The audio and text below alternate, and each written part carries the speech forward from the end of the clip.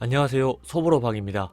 오늘 소보로방에서 보여드릴 소설은 이인직의 귀의 성입니다. 사회 변화에 대한 설명 그리고 장면 묘사가 돋보이는 작품이죠. 그럼 이인직의 귀의 성 지금 보여드리겠습니다. 춘천의 깊은 밤, 한 부인이 악몽을 꾸다 소리를 지르며 일어났습니다. 안방에서 잠을 자던 강동지 내외는 깜짝 놀라 딸 길순에게 가죠. 길순은 괜찮다 말했고 강동지 내외는 다시 방으로 돌아왔습니다. 밤중에 일어난 강동지 부인은 길순을 걱정했습니다. 임신 중인 길순이 아직도 집에 남아있다는 사실이 안쓰러웠기 때문이죠. 이런 길순의 사연은 얼마 전 김승지가 춘천 군수로 왔을 때 시작되었습니다. 그는 어여쁘다고 소문이 난 길순을 보고 반해 강동지에게 길순을 처불어 달라고 했고, 돈이라면 사족을 못쓰는 강동지는 이를 허락한 것이죠. 그런데 춘천 군수로 오랫동안 있을 줄 알았던 김승지는 서울 관직을 하러 가게 되었고, 김승지는 혼자 서울로 가버렸습니다. 그는 길순에게 자신이 먼저 서울에 가 있을 터이니 자신이 기별을 하면 그때 올라오라고 말했죠. 길순은 오매불망 김승지의 소식을 기다렸지만 김승지는 자신의 본처 눈치를 보느라 길순에게 연락을 하지 못하는 상태였습니다. 강동지 부인은 길순을 괜히 양반의 첩으로 보냈다며 속상해했고, 강동지는 김승지 덕분에 잘 먹고 살 수 있었다며 대꾸했습니다. 그리고 홧김에 김승지가 자신에게 길순을 데리고 서울로 오라 했다는 허풍을 쳤죠. 그런데 이 강동지의 허풍에 강동지의 부인도, 옆방에서 악몽을 꾼 뒤 잠에 들지 못하고 있었던 길순도 깜빡 속아 넘어갔습니다. 다음날 강동지 부인은 길순과 함께 서울로 갈 채비를 했습니다. 강동지는 김승지에게 간다고 기뻐하는 부녀를 보고 자신이 거짓말을 했다 말할 수 없었죠. 그는 김승지에게 길순을 맡기면 어떻게든 되지 않겠냐라는 생각을 하고 길순과 함께 서울로 향했습니다. 사흘 만에 서울에 도착한 강동지와 길순은 김승지의 집으로 갔습니다. 김승지의 본처는 일꾼들에게 길순이 맞다는 소식을 듣고서 화를 냈습니다. 그녀의 화난 목소리는 집 밖 강동지와 가만에 있던 길순에게까지 들려왔죠. 김승지는 강동지에게 가 기별을 하지 않고 온 걸 안타까워하면서 개동에 있는 자신의 친구 박찬봉 집에 잠깐 가 있으라 말했습니다. 김승지 부인은 여자를 밝히는 김승지를 비난했고, 김승지는 앞으로 길순을 만나지 않을 거라며 부인에게 싹싹 빌고 빌었죠. 한편 강동지 부녀는 박찬봉네로 가서 하루를 묵었습니다. 길순은 자신의 처지가 서러워 잠을 이루지 못했고 스스로 목숨을 끊으려 했죠. 그녀는 한밤중 우물에 뛰어들어갔지만 우물 위에서 미끄러졌고 지나가던 순경에게 발견되어 병원에 입원했습니다. 이 사실을 안 김승지는 길순이 불쌍해 부인 몰래 남대문 밖 도동에 길순의 집을 얻어줬습니다. 강동지는 길순을 볼 면목이 없어 춘천으로 다시 내려갔죠. 얼마 뒤 길순은 아들 거북을 낳습니다만 여전히 김승지를 그리워했습니다. 길순은 아들을 두고 또다시 목숨을 끊으려 기찻길에 눕습니다만 인력거와 부딪히게 되고 인력거에 타고 있던 사람이 다치는 사건이 일어났습니다. 길순은 미안한 마음에 다친 사람을 자신의 집으로 데려왔습니다. 그런데 그 사람은 김승지 집안에서 일했었던 친모였습니다. 친모는 그곳에 머물면서 길순과 친해졌고 서로를 의지하게 되죠.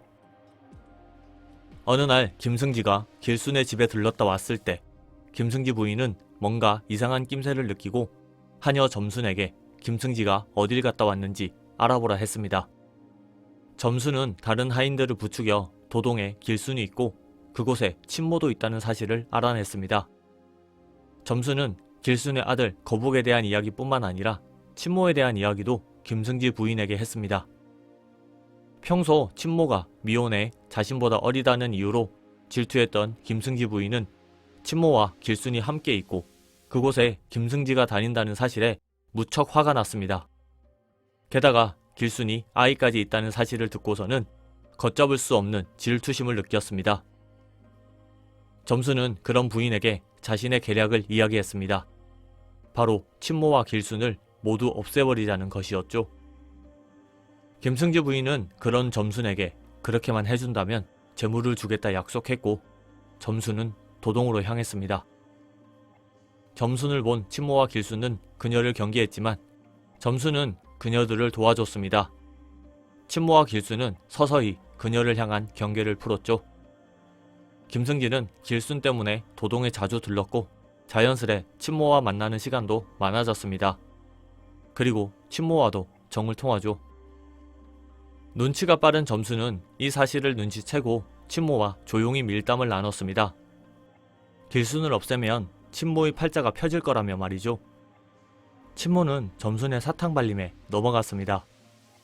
그녀는 자신의 어머니에게 가 점순의 이야기를 했죠.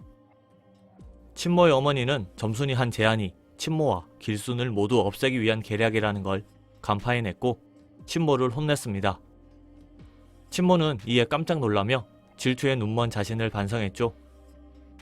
친모는 어머니가 시키는 대로 김승지의 집과 도동 길순의 집으로 가 자신이 갑자기 시집을 가게 되었다면서 마지막 인사를 하고 본인의 집으로 돌아왔습니다. 이렇게 친모는 점순의 계략에서 빠져나왔죠. 점순은 자신의 정부 최서방과 함께 길순을 죽이고 친모에게 뒤집어 씌우려 했습니다. 하지만 친모가 뭔가를 깨달은 듯 계획에서 빠져버리자 계획을 수정했죠. 시간은 흘러 봄이 되었고 점순은 자신의 계획을 실행했습니다. 점순은 길순에게 최서방을 소개하며 김승지 영감의 사촌이라 했습니다. 최서방은 김승지가 자신의 집에 왔다가 갑자기 병이 생겨 위독해졌다며 김승지 영감이 찾으니 빨리 함께 가자고 말했습니다. 길순은 급히 최서방을 따라 길을 나섰고 최서방은 인적이 드문 산길로 길순을 데려갔습니다. 그리고 최서방은 길순과 거북을 죽이죠. 최서방은 산골에 길순 부녀를 묻었고 점순은 길순이 다른 남자가 생겨 도망갔다는 소문을 퍼뜨렸습니다. 한편 춘천의 강동지의 부인은 악몽을 꿨습니다. 강동지 부인은 외동딸을 수년간 보지 못했다며 강동지에게 서울에 가보자 했고 두 부부는 서울로 향했죠. 그런데 두 부부가 서울에서 들은 이야기는 길순이 다른 남자를 만나 도망갔다는 이야기였습니다. 두 부부는 사람들에게 물어 도동 길순의 집으로 갔습니다. 그곳은 한 노파가 지키고 있었죠. 강동지 부부는 힘이 빠진 채 집에 있었는데 마침 점순과 최서방이 왔습니다. 강동지 부부는 기력이 쇠하고 귀가 안 들리는 늙은이인 척 하면서 점순과 최서방의 대화를 엿들었습니다. 점순과 최서방은 길순에 대한 이야기를 했고 강동지는 점순과 최서방이 길순과 거북을 해한 것을 알게 되죠. 강동지는 점순과 최서방이 잠들길 기다렸고 그들이 잠들자 박찬봉의 집으로 가 이를 이야기했습니다. 박찬봉은 깜짝 놀라며 김승지를 불러 전후 사정을 설명했죠. 김승지는 충격을 받고 광주 봉은사로 향했습니다. 그런데 봉은사를 향해 가던 산길에서 우연히 길순과 거북의 시체를 발견하죠. 소식을 듣고 간 강동지 부부는 딸과 손자의 시체를 확인했습니다.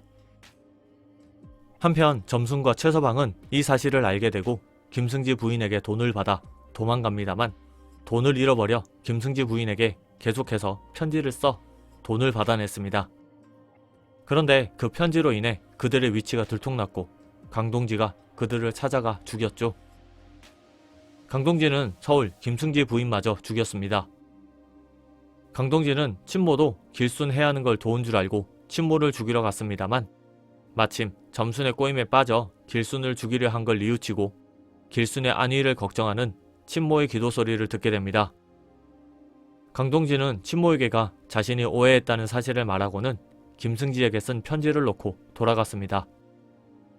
다음날 김승지에게 편지가 전해졌습니다.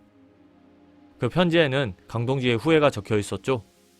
남의 첩으로 딸을 보낸 것, 그리고 김승지의 본처가 자신의 딸을 싫어하는데 그냥 두고 온 것을 후회한다는 내용이었죠. 그러면서 김승지에게 친모와 함께 살라는 조언을 했습니다. 김승지, 친모 둘 다 평생 혼자 살다 죽으려 했지만 서로가 안쓰러워 함께 살기로 하죠. 강동지 내외는 서울을 떠났습니다. 김승지와 친모는 강동지 내외를 찾으려 했지만 찾지 못했죠. 둘은 길순 모자의 묘를 춘천 사막산으로 옮겼습니다. 그 사막산은 봄만 되면 새가 울었는데 그 울음소리는 씨앗 되지 말라 라는 소리처럼 들렸죠.